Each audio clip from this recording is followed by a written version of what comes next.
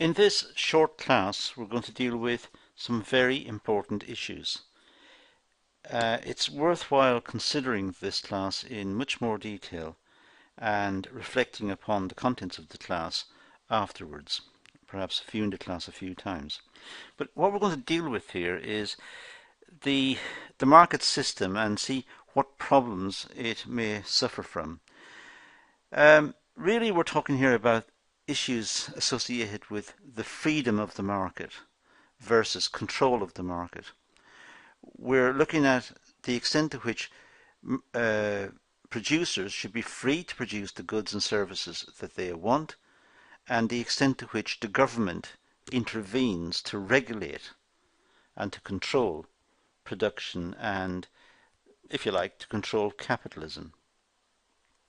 So we're going to deal with some very fundamental issues, and it's important just to be aware of that before we get involved in it. The first issue that we confront is the distribution of income.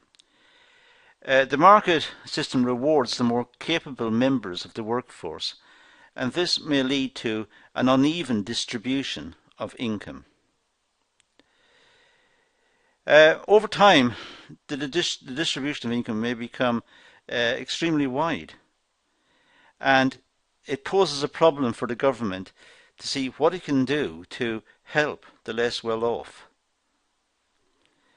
Now, clearly, there's a function for education involved in this. Clearly, there's a function for skill development and retraining and training and so on. But really, there's an issue of the extent to which the distribution of income should be allowed to continue to widen. Some people are very capable in work. Some people are very capable of working in the financial sector or working for companies or engineers or whatever. And they are very capable and they earn large sums of money. Some people don't earn large sums of money, so the distribution of income becomes wider in society. And it's felt by many thinkers that when a society has very wide discrepancy between the rich and the poor, that society is facing problems. The society could have faced rioting or claims of unfairness or whatever. So the government could intervene and could perhaps redistribute income by taxation, and we'll encounter this again. But the point is, it could redistribute income by taxation. It could tax the very high earners. But then the problem is the high earners would immigrate and leave the country, and the country would be poorer because we've lost skilled workers. Or it could be the workers will work less hard. They now have a disincentive to work hard. So productivity may fall. We want people to work hard, but it may be felt by some that the distribution of income needs to be corrected as well. The problem is how to do it without damaging some other part of the economy. So, for example, imposing much higher income tax on the high earners may, as I said, lead to disincentives to work. People may have more days off work or not work too hard when they're there because they don't see it worthwhile. Why should they work very hard to pay it to the government?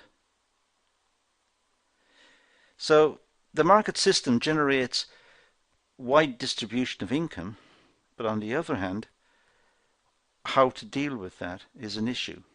And this is one that's often debated by politicians and it's often debated in the press. There's no easy answer. There's also the problem of what's known as unintended consequences. Some argue that we should not interfere with the market since such intervention will cause distortions and raise further problems. So sometimes when the government intervenes to control the market, something else happens, something which was unanticipated. An unintended consequence arises. Take the example we had earlier with the distribution of income. The government wants to help the poor by redistributing income from the rich to the poor. So it taxes the rich to give to the poor. But by taxing the rich leave the country. That's an unintended consequence. That's not what the government intended. The government intended for the rich to pay more tax, not to leave the country. Or it could be the people working who are paying higher tax decide to work less hard. They have a disincentive to work. That's not what the government intended. That's an unintended consequence. That means that the government, in trying to help the poor, has caused an even bigger problem. Because now, not only are the poor not getting help, because the rich are not paying as much tax, that's even if the rich haven't left the country, but it's also the case that there was a non-intended consequence. That's not what the government intended. That's not what the government meant. So all the time, when a decision is made, there may be unintended consequences. Something else may happen, which was not the intention, but happened anyway. Then there's the issue, should the government intervene in the market to stop the production and sale of all goods? Or should just some goods be allowed, or what goods should be allowed? For example, can companies just open up and start making explosives? Or, say, refining drugs? Well, we would see the drugs as illegal, so that would be the production of an illegal commodity, so that wouldn't be condoned. So the government has already covered the possibility of drug production. That's illegal and that's not allowed. So clearly companies can't produce anything they want. But should they be allowed to produce explosives? Well, explosives are only produced under license. The government has to approve who makes explosives, and they have to be controlled for obvious reasons. They're dangerous, and in the wrong hands they can be very, very dangerous indeed. So there's an issue then about the government controlling the free market economy. People can't just produce what they want. It has to be controlled. And it's controlled in the interest of the society.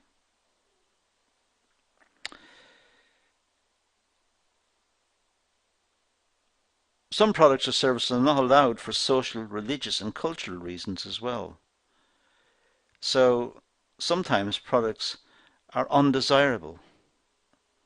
They may be legal, but they're not desirable. So governments may not promote those products or promote those companies or condone that production.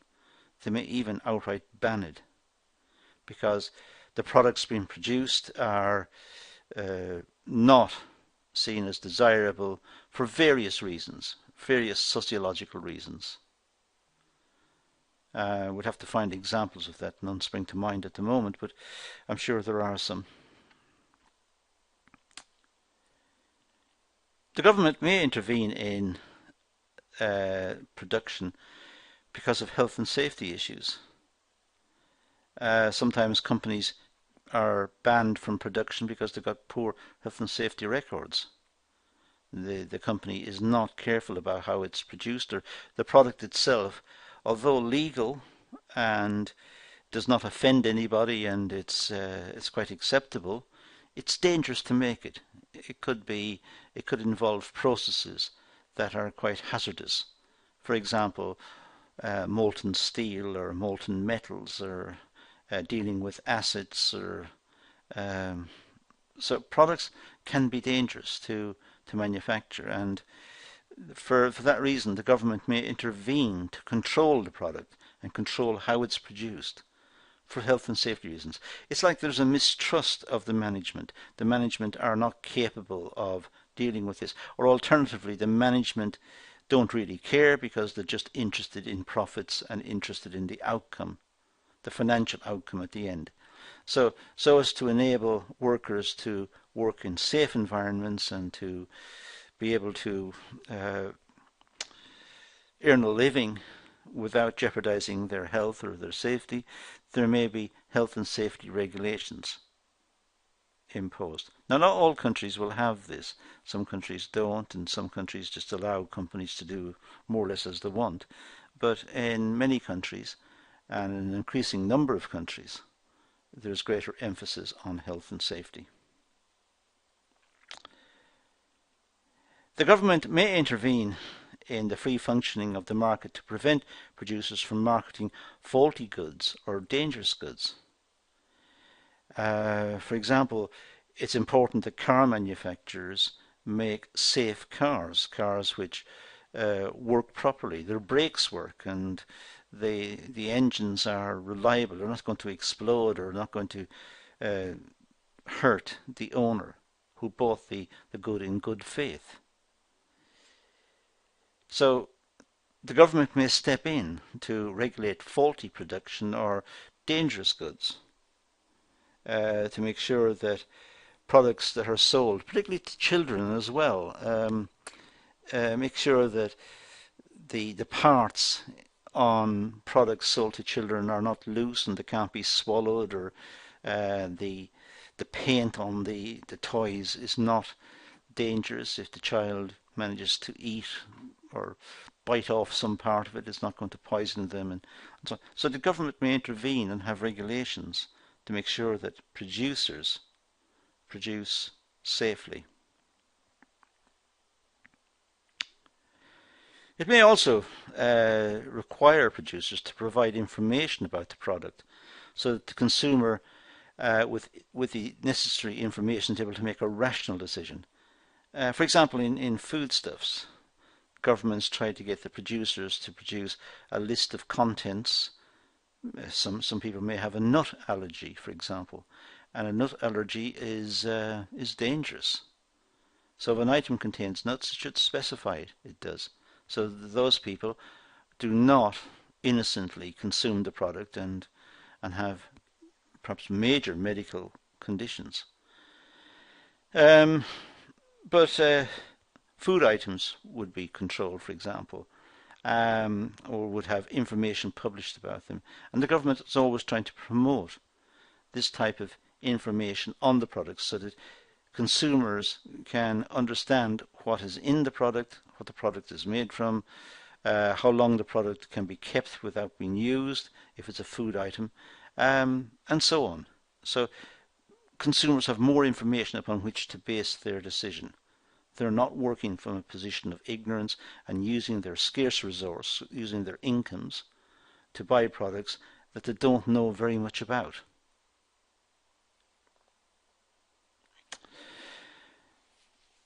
The government attempts to ensure that there is effective competition in the system, to ensure low prices and wide consumer choice. Well, governments try to punish monopolists.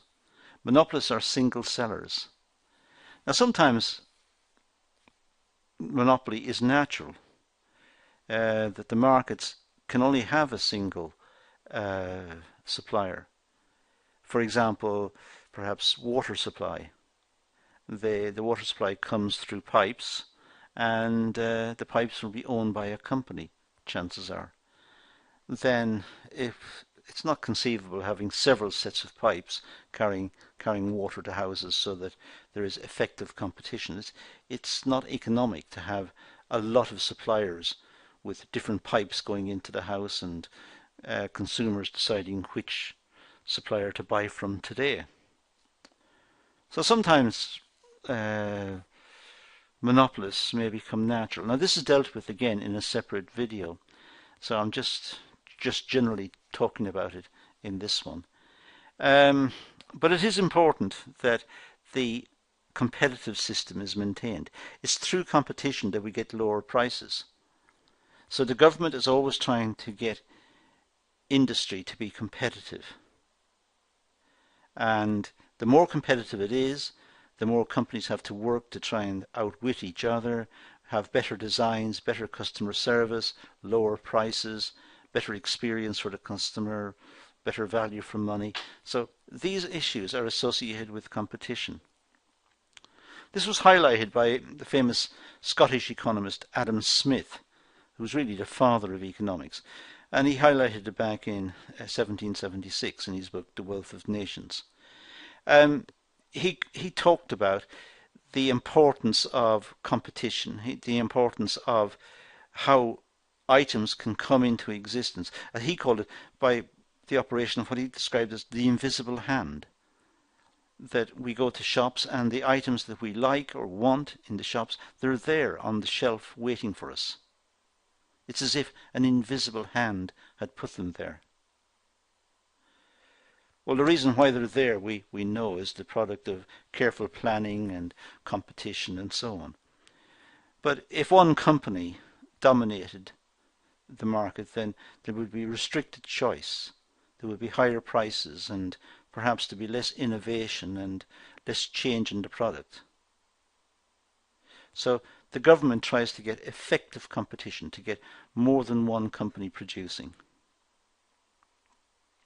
Now what I've done here, I've got to the end of this class, so what I've done is I've talked about some of the issues, some of the problems with the market system. Sometimes we talk about the market system like it's near perfect and it generates high levels of output at cheap prices for the consumer, and it encourages innovation and change and so on.